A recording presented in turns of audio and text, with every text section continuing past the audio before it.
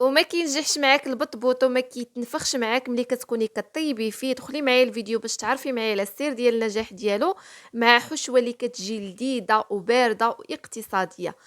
اول حاجه عندي في المقادير بالنسبه للعجين: زلافه ديال دقيق الفورص مع نصف زلافه ديال دقيق القمح الفينو. كنخلطوا النواشف بهذه الطريقه. من بعد كنضيف معلقه كبيره ديال سكر السنيده، معلقه كبيره ديال الخميره فوريه، ومعلقه صغيره ديال الملح. هنا غتجمعوا العجينه بالماء الدافئ. تقريبا غتحتاجوا نصف زلافه ديال الماء. هنا كيف ما كتشوفوا معايا نتوما كتضيفوا الماء وكتجمعوا. بالنسبه للمقادير البنات ممكن انكم تضاعفوا الكميه الا بغيتوا تحصلوا على كميه اكثر. هنا كندلكوا العجينه واحد شويه، تقريبا واحد 5 دقائق. العجين كيف ما كتشوفوا كيكون رطب ولكن ما كيلتصقش في اليدين. هنا من بعد كندهنوا بشويه ديال زيت نباتيه وكنغطيه يرتاح تقريبا واحد 20 دقيقه. من بعد هنا ما كترتاح العجينه كندوز نشكل كرات. تقريبا غتشكلوا 12 كره اللي كيكونوا صغار. هنا في هذه المرحله البنات كتستعينوا بشويه ديال دقيق الفورص. بالنسبه البنات للشكل ديال البطبوط ديال هذه المره غادي ندير لكم على شكل كومير، آه، على شكل كوميرات صغار. الا بغيتوا انكم تخليوه على شكل دائري راه كتخليوه. هنا كيف ما كتشوفوا غادي ناخذ الكرات وغادي نبدا نشكلهم بهذا الشكل وكنستعين بشويه ديال الدقيق. هنا كيف ما كتشوفوا معايا.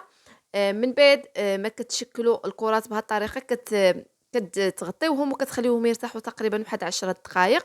من بعد هنا كتاخذوا المدلك وكتبداو تدلكوا في العجين.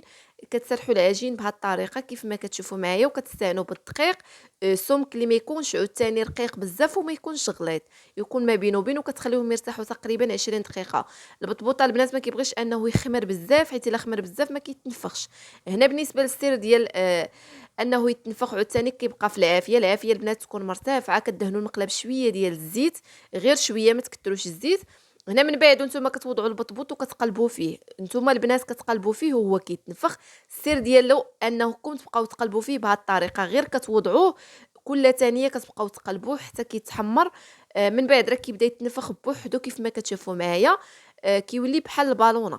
هنا من بعد ما كيتنفخ كتحيدوه. الا بغيتو تحمروا الجناب راه كتحمروا. انا كنحمر الجناب ديال البطبوط، كيعجبني انني نحمرو. هنا من بعد كنحيد كنأكد ان العافيه تكون مرتفعه، حيت العافيه هي اللي كتخليه انه ينتفخ. هنا كيف ما كتشوفوا كيجي واحد البطبوط اللي ناجح مليون في المئه. كيجي منفوخ ومهوي وخفيف كيف ما كتشوفوا معايا. الفيديو راه شارح نفسه كيف ما كتشوفوا. كنتمنى ان هذه الوصفه تنال الاعجاب ديالكم وتنجح معكم. هنا بالنسبه للحشوه البنات غادي نحتاج هنا 2 حبات ديال البطاطس اللي قطعتهم قطع صغيره وسلقتهم. عندي حبه ديال الجزر اللي حكيتها، وعندي هنايا المايس وعلبه ديال الطون وزيتون الاخضر مقطع قطع صغار. هنا من بعد غندير شويه ديال الملحه، غير شويه حيت الزيتون مالح. من بعد درت رشه ديال البزار، الفلفل الاسود، وغادي ندير هنايا 2 معالق كبار عامرين ديال المايونيز. الا ما كانش كيعجبكم المايونيز ممكن تخليو الحشوه غير هكاك بلا ما توضعوا المايونيز. هنا من بعد كندير شويه ديال الخس، وغادي تحلوا البطبوط بحال هكا وكتعمروه بالحشوه. الحشوه البنات راه كتجي لذيذه، جربوها وردوا عليا الخبار. وكنشكركم بزاف للدعم ديالكم ليا، وما تنساوش تشاركوا معايا تطبيق الوصفه، وغنقول لكم بالصحه والراحه.